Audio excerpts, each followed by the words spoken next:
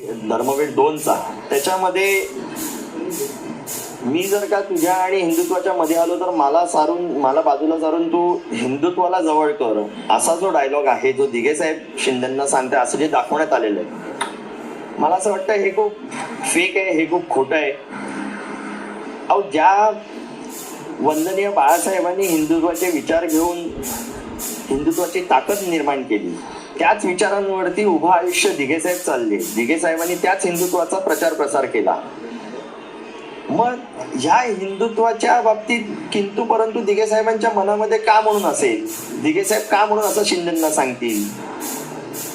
खरं तर हा डायलॉग असं पाहिजे होता की दिघे साहेब त्यांना सांगतायत की उद्या जर का एकनाथ तू जर का या हिंदुत्वामध्ये आणि माझ्यामध्ये जर का तू मध्ये आलास, आडवा आलास, तर तुला बाजूला सारून मी हिंदुत्वाला जवळ करीन. पण असं नसून दिघे साहेबांची प्रतिमा कुठेतरी कमी करणार